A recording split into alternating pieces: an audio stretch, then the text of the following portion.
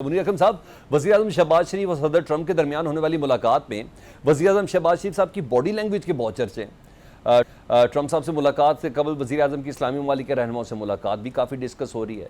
سفارتی طور پر آپ ان دونوں ملاقاتوں کی باڈی لینگویج کو دیکھتے ہوئے کیا اخذ کر سکتے ہیں؟ جی، یہ جو ملاقات ہوئی ہے عرب اور اسلامی ٹرمپ صاحب کے لیے یہ کافی اہم تھی۔ یہ بہت نازک موقع ہے جہاں کہ غزہ کی جنگ کو روکنی چاہیے اور جو فلسطینی ہیں ان کے حقوق مانے جائیں۔ پر امریکہ رہ ہوا ہے اور جب تک کہ امریکہ کو ہم منا نہیں سکتے ہیں کہ جی آپ اسرائیل کی پروٹیکشن چھوڑیں اور نیتنیاہو کو منوائیں کہ غزہ میں جو جنوسائیڈل جنگ جو جاری ہے اس کو روکا جائے اور جو 2 اسٹیٹ سولوشن ہے جس کو سب نے انڈورس کیا ہوا ہے اس کی طرف کوئی مذاکرات شروع کری جائیں۔ تو میرے خیال میں یہ کافی اہم ملاقات تھی۔ اب اس کا نتیجہ مجھے نہیں معلوم ہے کہ کیا نتیجہ اس کا نکلا ہے، پر وہ ظاہر ہو جائے گا کچھ دنوں میں۔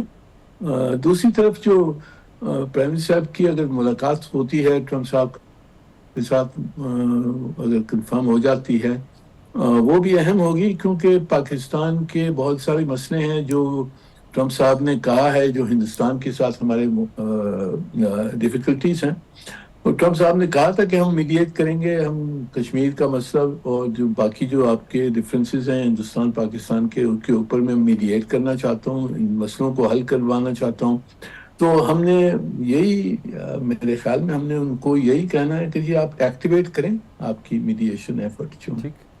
اچھا منیر اکرم صاحب، صدر ٹرمپ نے مسلم رہنماؤں سے ملاقات کو انتہائی کامیاب قرار دیا اور ایون ترک صدر رجب طیب ایردوان نے بھی کہا کہ ملاقات کافی مفید تھی۔ انڈونیشیا کے صدر نے غزہ میں قیام امن کے لیے 20,000 فوج بھیجنے کی بھی پیشکش کی ہے۔ آپ کو اس سچویشن میں غزہ جنگ کے حوالے سے کوئی بریک تھرو ہوتا ہوا نظر آ رہا ہے سر؟ جی، میری نظر میں اب تک بریک تھرو تو نہیں نظر آ رہا، کیونکہ